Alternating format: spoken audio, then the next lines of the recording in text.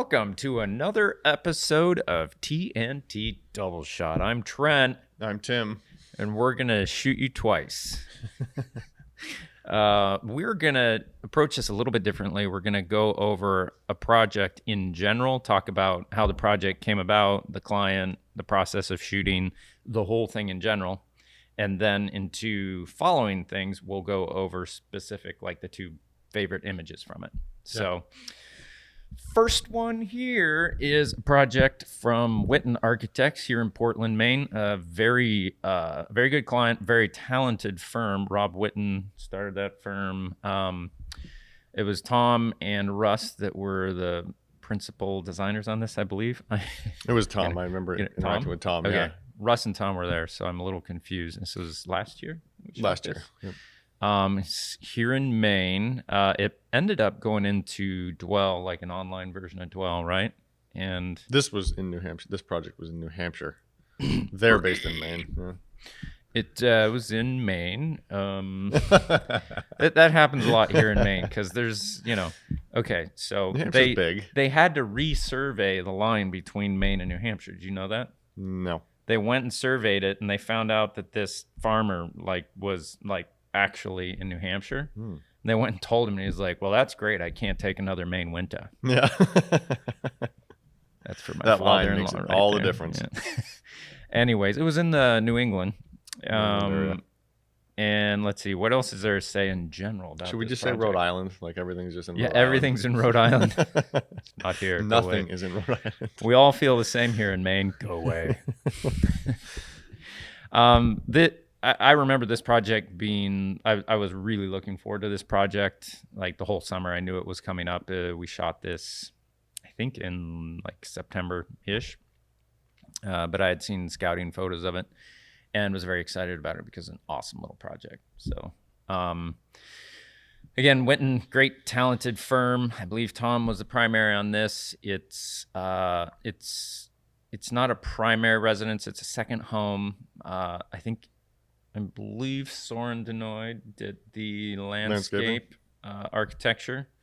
And let's see, we can like bleep out and put a name in if I get it wrong. I believe Heidi LaChapelle did the interiors. What else? I don't know. I think So do we list left and right arrows go through these? Right. All right, right arrow. So this was the entry. It had like a little series of like paver stones coming around from the driveway to go in.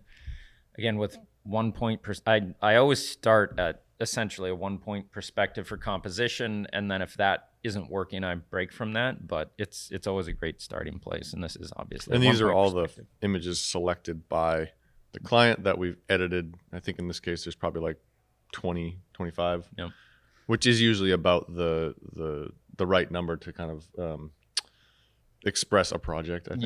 Yeah, and a lot of that will be details and stuff, right. Which on site are really quick to get. They'll take a little bit of time in post-production. The details, sometimes they take more, sometimes they take less, but generally like major compositions like exteriors and interiors, full compositions, usually somewhere around that number. So totally note.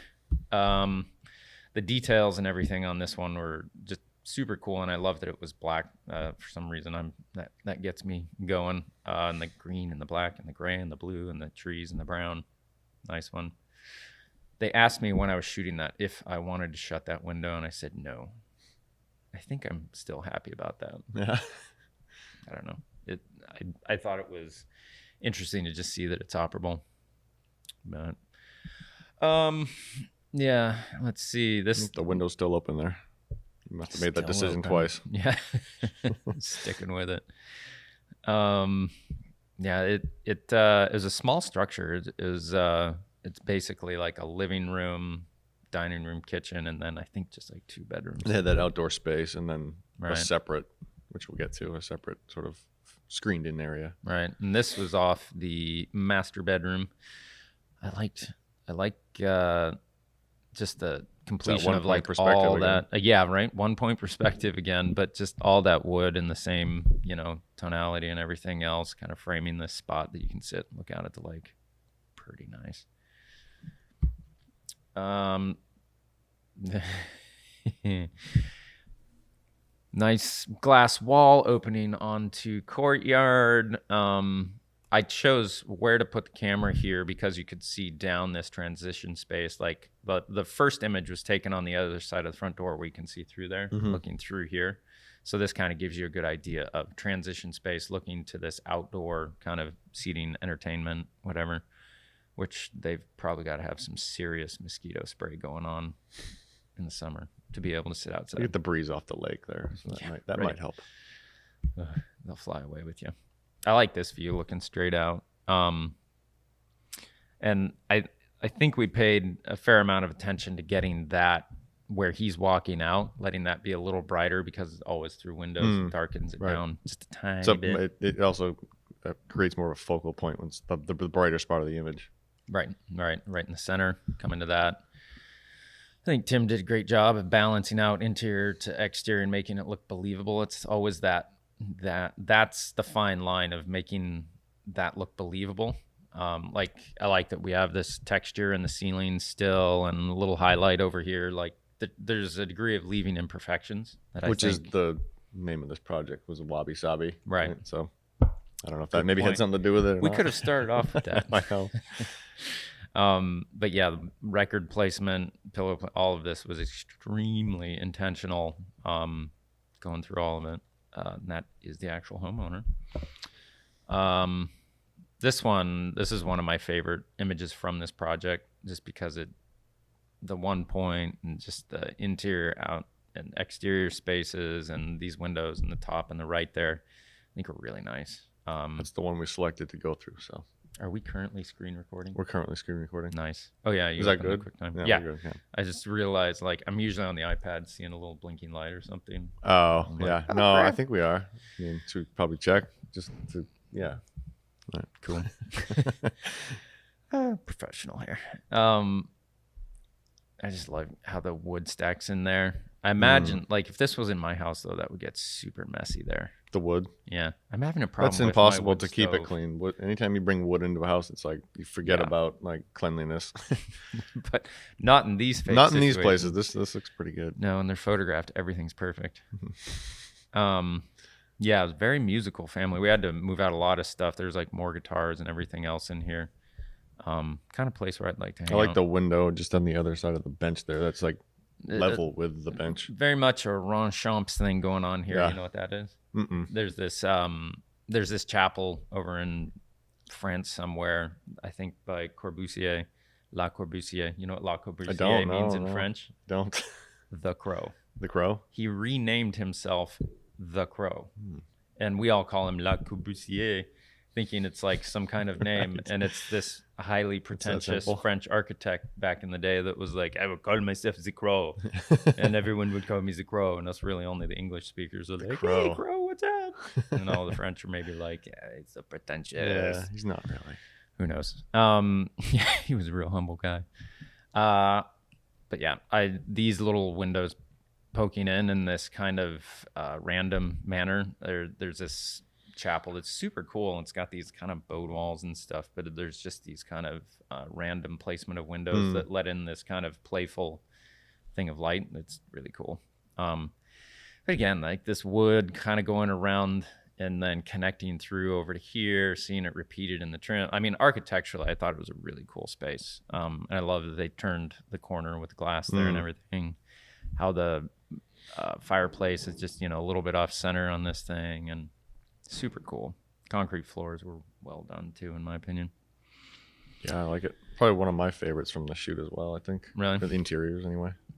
I like that one. We didn't just crop that out of that one. So yeah, this is like one. A lot of times, once you get one composition and everything's styled, you'll find just a couple minor changes in there compositionally that you'll shoot as well. Because if they want to do like a quarter page ad, this works better than cropping the other image. So a lot of times we'll do that, and it makes people happy.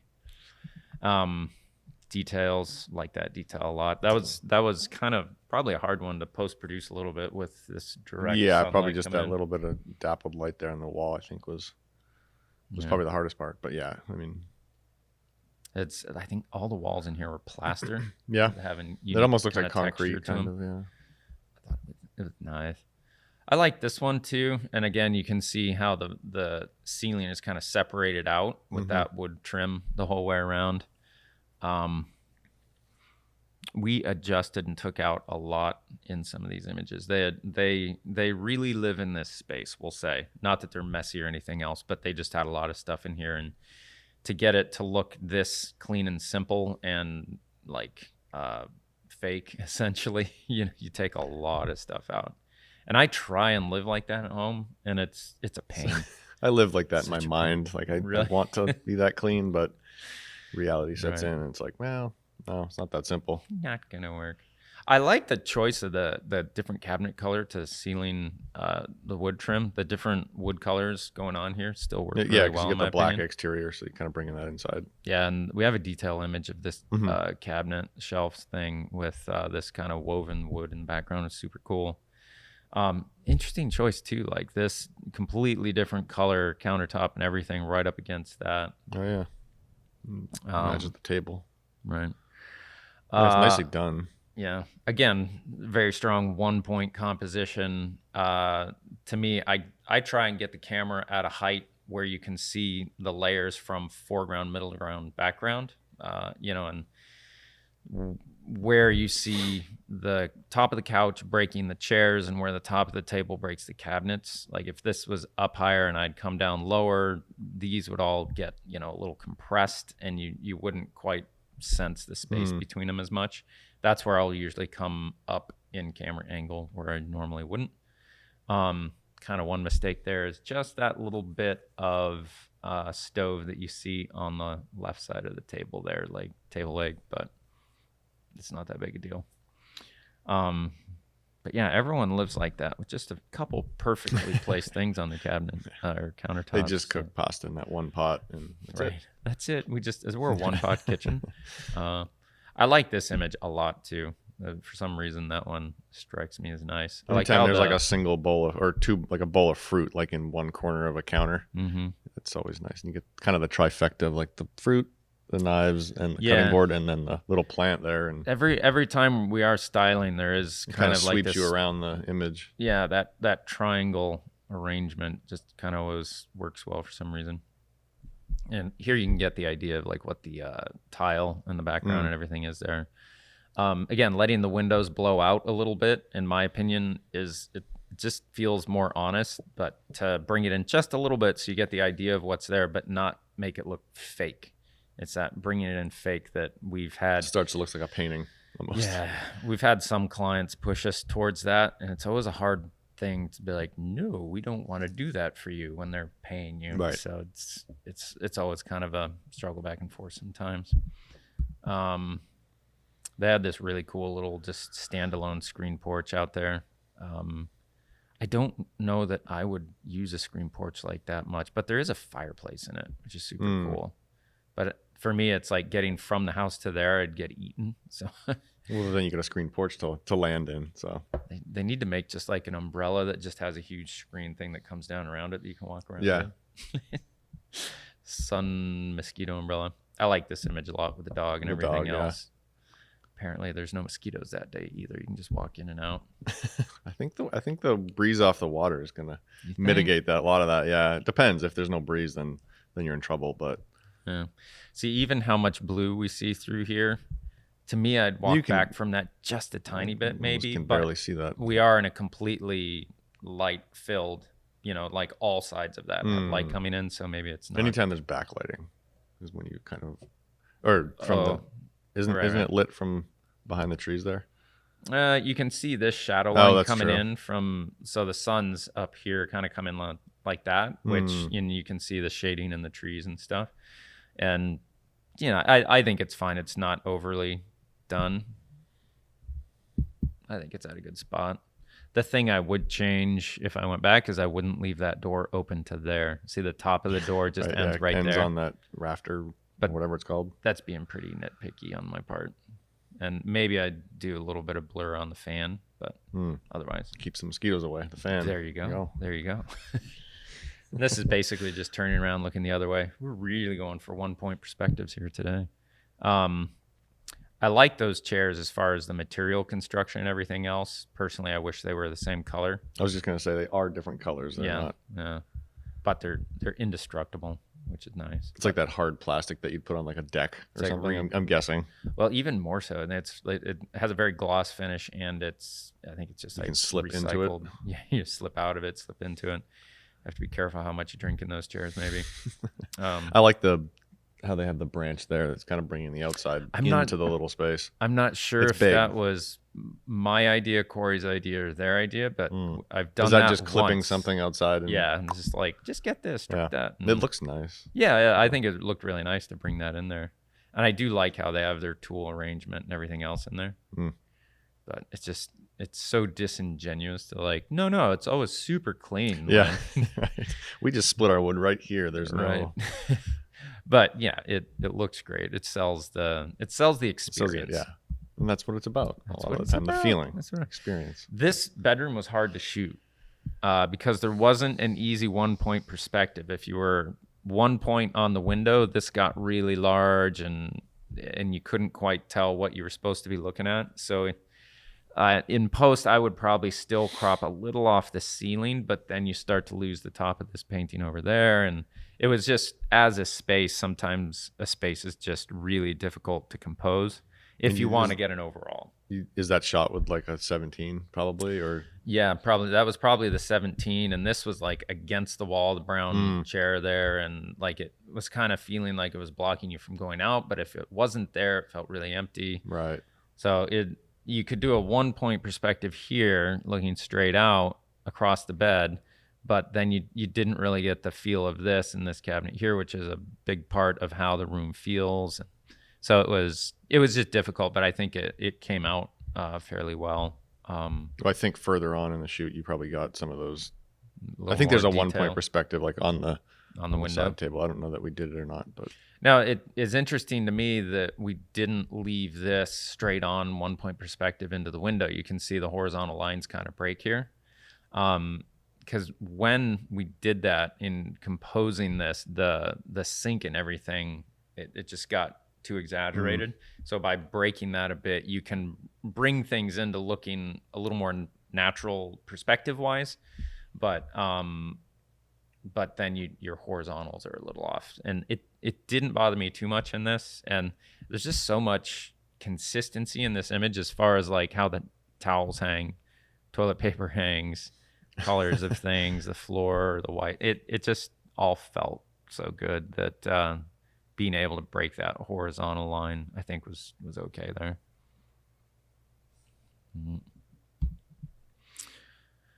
And we got our looking back out the front door where we were from initially the first starting out. Yeah, out that way. I really like this kind of. It felt like almost a burnt wood kind of cabinet as you came in. It's got that rough sawn texture to it. And that was a solid piece of wood. Thing. It was not easy to move at all. And this is the back of that cabinet in the kitchen. In the kitchen, yeah. Where it's that slatted wood where you can see through. So that was a really, the whole project, that one was super cool. Like this one a lot. The difficulty in shooting and post-producing this kind of thing is that you had to post-produce this whole thing with basically no fill light and balance it all out. Right, yeah. You get that tunnel effect where you're just like, it's that pinpoint at the very end of the tunnel that you got to kind of bring in. Right, and if you do everything balanced, it doesn't look good. So you did a really good job in balancing this out without looking like overly done. Right, yeah. So, and it's like the concrete walkway out there is, just a little hot. Just barely not blown out. You can tell what it is. You know what it is. Right. And there is said cabinet with that. The thing I would change in post here is probably taking a little bit of green out of the reflection in the front of the shelves, because that's light coming in from the kitchen window and bouncing into camera. But I got 2 Chemex. What's that? I got 2 Chemex coffee makers in there. The big coffee people. I've had 1 coffee today. 1.5. This is my other half. What's that? Our sponsor, our channel sponsor that we had last year. Our channel sponsor, unbeknownst to them. They're back for season 2. Right. I did, again, having a Whitten project, they're always coming up with these great details of how everything fits together and looks. And this is nice. So we got it. I like this one a lot. This is another one of my favorites from this, where you just get that nice balance between interior and exterior, where it doesn't look like a full-on night shot. Right. Yeah, because you're eliminating the reflections pretty much in the windows, so you can see right in. Right. It just becomes that nice balance. And then the overall back in here, just picking up ticks, hanging out in the grass. Mosquitoes. Ticks and mosquitoes. Don't come to Maine. It's a horrible place. Rhode Island. Don't come to Rhode Island. This 1 point perspective on this side was very difficult. Like, we're right up against a tree, and to walk through there, you wouldn't have thought you'd get a good image out of this. But this perspective, I think in the daytime on this one, is what a lot of the different publications that have run this have gravitated towards. I don't know why, but I would have to look at this and rethink it. I'd probably go a little lower. I wonder if we have a daylight perspective here that's a little lower. And then now you can see the relationship between the screen house and where the main house is, and the bit of mosquito and tick walk that you'd go through to get there, which some people are okay with. That's cool. I like how they did this like concrete back to this little hut. It must just anchor it into the ground, right? Yeah. Super cool. And then kind of trying to level out this perspective while giving a look back to the house, but still seeing this side where you walk in, compositionally hanging out in the woods there, getting low. You must have been up pretty high with your tripod there. Yeah, because you're low on the subject, yeah, okay, high because the ground dropped away, right? And that's it for those. We did not have a daylight experience. So what do you see in general looking over those that calls anything to your attention? As far as as far as what? Like, are we missing something that tells the story? Or I mean, if you're a architectural photographer starting out, what could potentially be questions that you'd ask in approaching a project like this? Here's one thing that came out of this project that I would say to be aware of, is that anytime you shoot a project and there's multiple entities involved, as far as like landscape architect, interior designer, architect, contractor, and if they're all getting use of the images, you need to be clear with everyone that everyone needs to be on the same page as far as who's controlling the push for publication.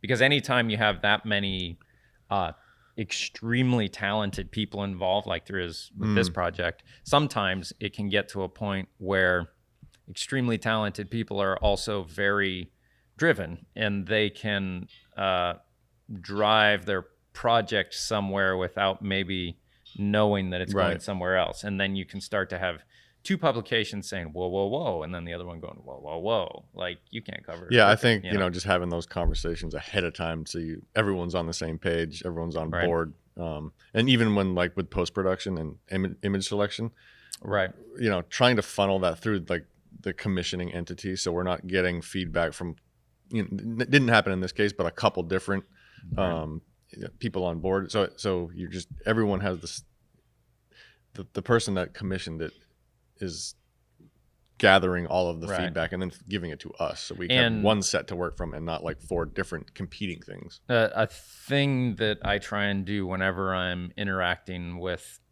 you kind of identify the point client in a project like this, who's the commissioning party primarily, and let all communication, payment, everything go through that one client.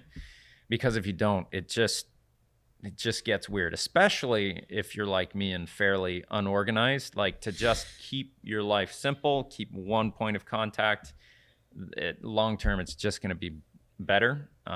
And to, again, be clear with them, please have one point of contact with publications through one thing, and y'all agree on it. Right. Yeah, you just, you want to deliver them what they want, and if what they want is clearly established, it's easy, right? Yeah, and it can become an issue when you look at the complete project. Like, one client might want a couple more details, like the contractor might say, how we connected to the ground there is great. Right. I want that detail, but the architects, I don't really care about that one. So they all have to choose which images they want, and the ones that cross over, they can all split the cost on, is how we do it. And then if there's additional ones that only a specific, like the landscaper wants like more of just the landscape, then they would just come to us and say, hey, we want this, this, and this, and we can just work with them on that. Right. And so anytime I can get more details, they're quick to do, but they round out the project and they give it a really nice feel. So I'm constantly, whenever Corey or the assistant that's working with me for the day is putting stuff away, I put on what I call the detail lens. I put on the 110 on the Fuji and start just walking around and getting as many details as I can. And that usually really makes a little bit more complete project with these kind of more touchy-feely moments that can be really nice. So I guess my question would be, you asked if I was an aspiring architecture photographer, what would I want to know? With this project in particular, you've got that screened in area. The screened in little spot that's the mosquito walk. Yeah.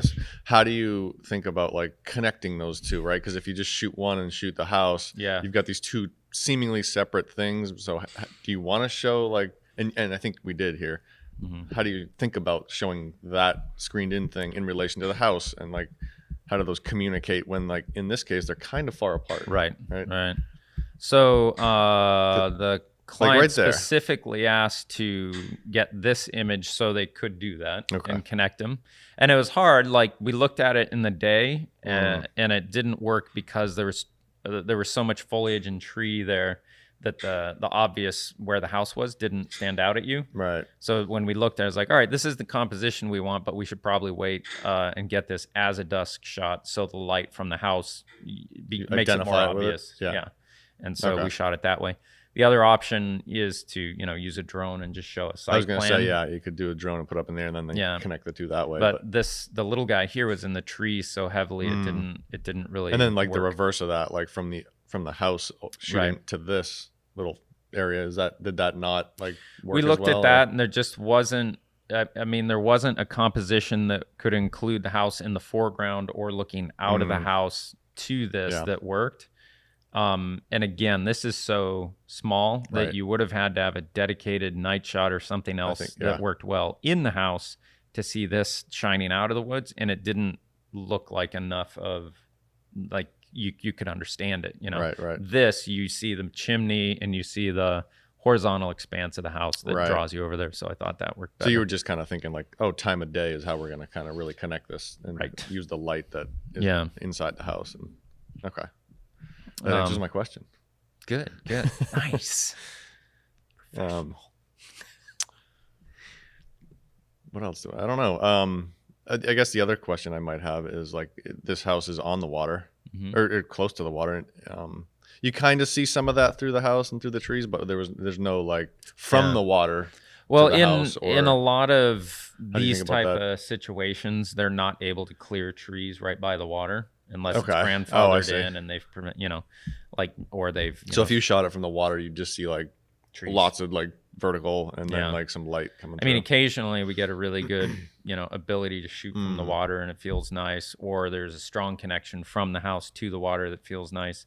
With this house, it was more of a gesture through the trees to be able to show it.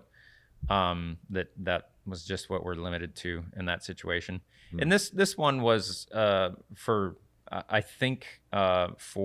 regulatory reasons, was just a little bit of a distance from the water. I mean, it's perfectly fine to walk down to the water. It's not far, but yeah. I just didn't know how important it was to like directly connect those, like, over. Yeah. So I mean, like in the first image, you can see the water just barely through there. It's it's kind of like a reference, and in this image, you can see how close it kind of is. And in most images pointing that direction, you'll notice the water just a little bit as a suggestion. So it gives you that feel that we were always conscious of making that connection while it not being the most easy connection to make. So yeah, and almost anyone facing the water, you see it. So, and that one too. What else? What else is worth talking about here? I mean, there's always this option of taking a thing like this and really staging it up, like making an outdoor lobster cook with the whole family, or all of that idea, or marshmallows and a fireplace. Yeah, anytime you involve the rest, it's just, you have to know that it's going to get more complex and take more time. So your shot list is going to be lower. You'll need like another day if you're going to shoot it in that manner. There's just a lot of complexity, and to get an entire home like this in a single day is just a huge amount of work. Even at that small scale, there's so much you can shoot. I would think that, you know, if you're going to start adding, like you said, like the lobster party or whatever, the marshmallows, like that might be determined pre-production when you're saying, oh, we want to give it to we want to take it to this publication, and they would prefer to have, like, you know, some more lifestyle, and so you can kind of decide that ahead of time and then move in that direction. Right. And this ended up on Dwell's website, or like online. Instagram, online kind of content. It wasn't in a print magazine. And I think for publications like Dwell, I know, like when we've worked with them, they really want the people who live in the house to be present in the house, and to feel like you're there just observing with them in the house for the day, and for it to feel less like an architectural shoot. So there's always that kind of conversation that you need to have ahead of time to say, where do you want this published? And then, well, then we should shoot this way, or at least make sure that the owners are involved, blah, blah, blah. So you don't just accidentally create hurdles. And we always shoot it with and without. So we have the option of just, like, here's just the house and everything here. And then if you want to put the lifestyle in for a certain publication or something, we can do that. Right. I like how this connection of the entry porch and the walking out porch is visible throughout there. Yeah. That axis going. And you get that wood underneath out here that's mimicked indoors. It's a very cool project. There isn't actually an outdoor. That's just a table, right? That's not an actual fireplace. That's just a little table there, yeah. And they have a fire pit, I think, over here, and they probably just pull from there. And they had this arranged a little bit different, so we scaled it down, and yada yada yada. It's always a process of you show up and you take as much as you can out until it feels empty, and then start bringing stuff back in, just enough. Like I think the kitchen shot there was the prime example of that. Yeah, with the trifecta of styling there. Yeah, sure. Everyone's kitchen looks like that, right? You could almost say it's a little busy up there, but I think it looks fine. And I think, why did you decide to have a chair pulled out? Like, hey, have a seat, or instead of having it like... Well, sometimes, like, this chair might have been, having it here made this vertical line and everything else a little too busy. You can use that chair being out as a reference, like a visual reference. It's just inviting to, like, oh, there's an open chair waiting for... It's just kind of a visual, subtle cue. Because you see that sometimes in kitchens, a stool will be turned, or and in like a dining room, there'll be a chair open, but not always. So it's kind of like, on one hand, you take as much out as you can until it feels empty, and then you just put just enough back in for it to not feel empty, and then also make the whole thing look perfect, and then kind of break it a little bit so it feels real. Tweak something, or just have something just a little off. Yeah, so it's like, oh, okay. Because what's that quote about beauty, that there's no beauty without some strangeness to it? Yeah, I don't know that quote. That sounds right. Sure. Yeah, sure. Well, again, it's Wabi Sabi was the inspiration for this place, and that's, what is that? That's breaking something and then finding beauty in it. Right. Or in the contrast, or the imperfections. The imperfection, yeah. That concept is really deep and valuable. I really love these magnetic knife things. I should get something like that. So they're so visible. You easily identify what you want. So violent. Let's see, what else would people like to know about a complete project like this? This is where we need our questions. We just so and so at so and so says so one, I mean, one thing to think about is like when a client contacts you to shoot something like this specific client is always gunning for this certain time of year to shoot things where the weather's consistent and good and the leaves haven't changed yet, which is just a smart move on their part.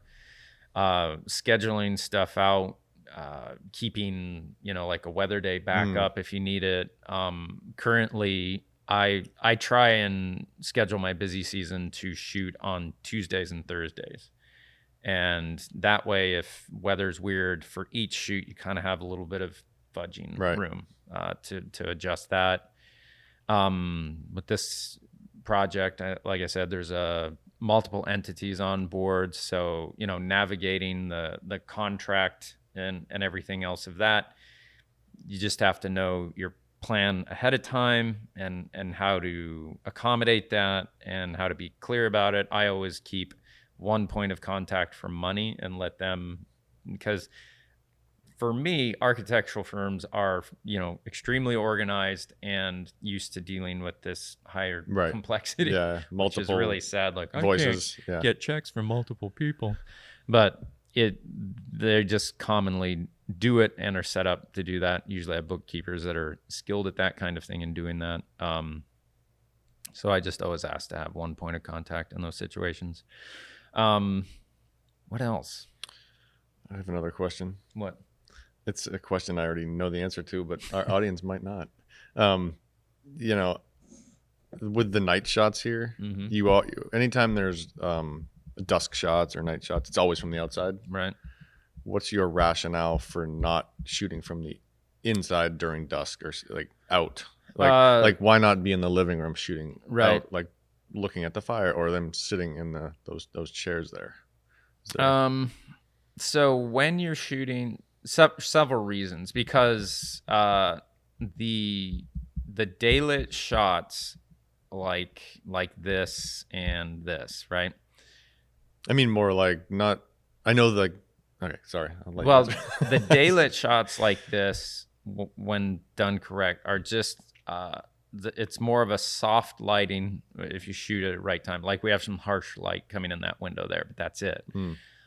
It can be a much more soft light, full of even directional but soft light that just envelops. The shadows are nice, the highlights are nice. You just get this soothing representation of the project. Whereas if you go with all the lights on inside, it becomes like it's very hard to see outside at that point. And it becomes very harsh as far as there's a highlight causing shadow and everything here.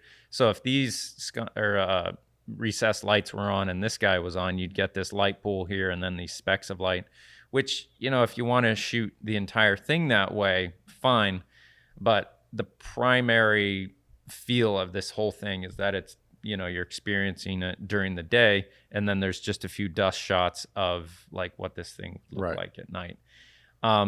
It seems like also that, if there was something outside, like maybe a city or something that you were wanting to show in connection with the inside, justified. Then maybe you would. Yeah, I think so. But it's more of a personal preference by both the client and myself that these interior images are just going to feel nicer. If we had a night shot of like this specific shot to compare it to, it just doesn't feel as nice in my opinion, and the representation of colors and textures is not as clear because you have these sometimes different light, color, temperatures, and everything else that become more sensitive for interiors. And you can see from the dusk exteriors, like on the inside everything's a little warmer, but then there's this highlight, and it feels inviting and welcoming to from the outside look at a lit interior on the inside. And I really like how this one, how it's like nicely balanced and doesn't feel overly exaggerated. But I think that's primarily why I always gravitate towards shooting the interiors during that time of day. And the other thing is your window for shooting in this kind of situation with a mix of exterior and interior light it doesn't last very long at all. You get at max like a 30-minute window where it's balanced. So you're good for like an image. Right. And then it goes black, outside. And then, so that, if you're doing that on an interior, you need to set up, style, and then wait and do that one, or have like multiple cameras and style and set up those things all day. If you want to be consistent with that look. Yeah. And then at night, click, click, click, click, click, the whole thing, that would be really difficult. So then you're missing your exterior at night. So if you could have like 20 cameras and throughout the day, set them all up, and they don't interfere with each other. Yeah, and you just click them all at once at the end of the day. Maybe we should try and do a shoot like that. That'd be amazing. Just one big button at the end of the day, and you hit it and then drive off. My work is done here. Boom. That'd be something. But interestingly, I didn't notice this. The fire tools are on the side over there now. But earlier, I think we had... No, it was this one I'm mentally referencing. The fire tools are there. I bet you we took them off. And or no, you just can't see them. They had one of those little backpack guitars. Is it a ukulele or? No, it's a Gibson. It's flat. Yeah, it's like a hiking backpack. That's guitar. Awesome. Yeah, they're pretty cool. I wish I could play guitar. It's not that I enjoy playing guitar as much as I just want to zoom. There we go. Just want to play that. They had a lot of nice guitars there. Anything else before we stop double shotting these people? I don't think so. All right. Now, which two images do we want to specifically go over here? Well, that interior that I think I might have mentioned, the hero. I guess maybe you call it the hero shot, but the shot that we were just looking at in the fireplace, the next episode, horizontal one. In the next episode, we touch upon. We'll get really here. Depth on that. So we'll go through all the bracketing and everything else, the sheeting, choice on composition, and maybe pull up. I think we might have had a couple other composition choices in here and everything else too. Maybe a couple styling options that we can pull in. And then if we go over, I would say probably one of these two as well. Good guess, because I chose that one. That one? Yeah. Nice. I thought that represented the project well. So cool. And it wasn't overly complicated, so it might look that way. But all right. We're going even further in depth on this one on the next two parts, interior and exterior. It's weird how. All right. That has been T+T Doubleshot with our first take on a full project and then getting a little more in depth. So follow us on Instagram, YouTube. Sign up for our email list. Not Twitter. Not Twitter yet. Oh, yet. I don't like the idea of that. Unless you want to help us manage our Twitter. Right. You know what we should also do is we should solicit people who actually want to weigh in on things, like, because that video that I'm working on right now, to like send it out to 10 people who would be like, that's offensive. Right. Yeah. Scrap that. It's a new it's a new society now where you maybe need to be very extremely like, did I say the wrong Watch word? What you said. Yeah. Alrighty. Tune in for the next two. Peace. Later.